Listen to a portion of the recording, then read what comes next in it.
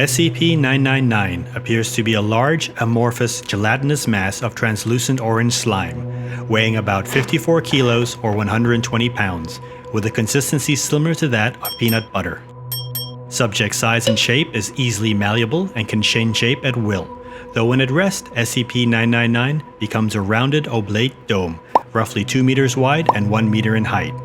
The surface of SCP-999 consists of a thin, transparent membrane similar to that of an animal cell roughly half a centimeter thick and is highly elastic, allowing SCP-999 to flatten portions of its body up to 2 centimeters thin.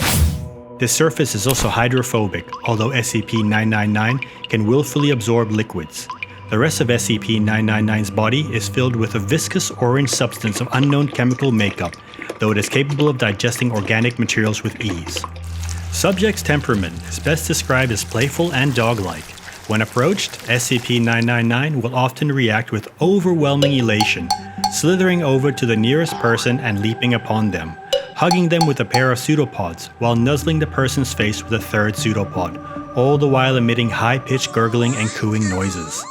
The surface of SCP-999 emits a pleasing odor that differs with whomever it is interacting with. Recorded scents include chocolate, fresh laundry, bacon, roses, and Play-Doh. Simply touching SCP-999's surface causes an immediate mild euphoria, which intensifies the longer one is exposed to SCP-999 and lasts long after separation from the creature.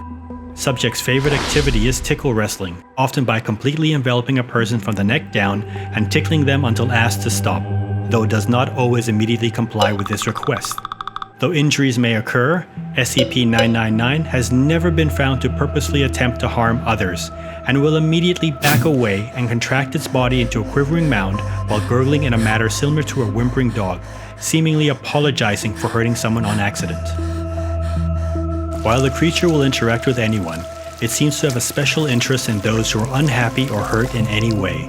Persons suffering from crippling depression or PTSD, for example, have reported having a far more positive outlook on life after multiple interactions with SCP-999. The possibility of manufacturing antidepressants from SCP-999 slime is currently being discussed.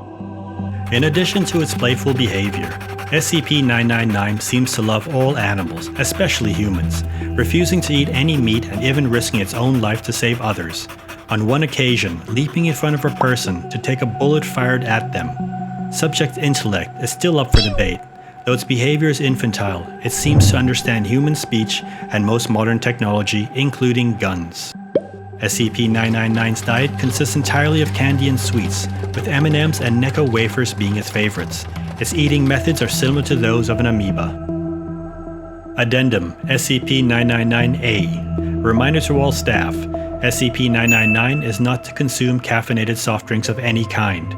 Last week, someone gave SCP-999 a can of cola along with its usual breakfast. Not only was it literally bouncing off the walls for half an hour, the carbonation made SCP-999 visibly queasy afterwards, and it refused to move or eat the rest of the day. SCP-999 has thankfully recovered since, but the staff member in question has been reprimanded. Addendum: SCP-999-B.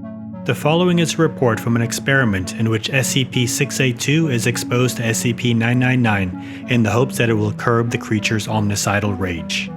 SCP-999 is released into SCP-682's containment area. SCP-999 immediately slithers toward SCP-682.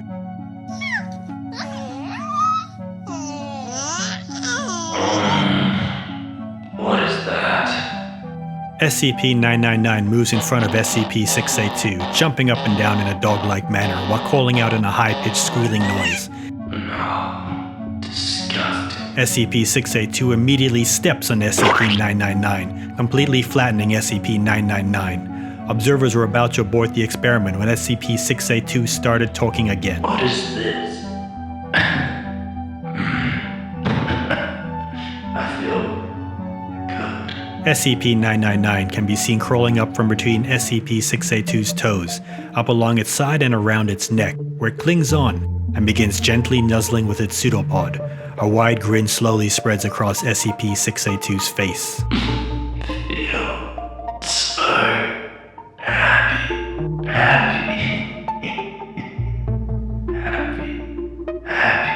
SCP-682 repeats the word happy for several minutes, laughing occasionally before escalating into non-stop laughter. As laughter continues, SCP-682 rolls around on its back, slamming its tail upon the floor with dangerous force. Stop. No tickling. SCP-682 and SCP-999 continue the tickle fight until SCP-682 finally wears down and appears to fall asleep with what would appear to be a smile on its face. After 15 minutes with no activity, 2 D-Class personnel enter the room to retrieve SCP-999. When SCP-999 is removed, SCP-682 immediately wakes up and unleashes an unidentifiable wave of energy from its body, all the while laughing maniacally. All persons within the wave's range collapse into crippling fits of laughter, allowing SCP-682 to escape and slaughter all in its path. Meanwhile, SCP-999 quickly rescues as many persons as it can, taking them to a safe place to recover from SCP-682's laughter wave, while agents suppress and recontain SCP-682. Despite the tragedy that SCP-682 had brought upon the facility, SCP-999 has not shown any fear towards the creature and in fact has made gestures suggesting it wants to play with SCP-682 again. SCP-682, however, has stated, That faculous little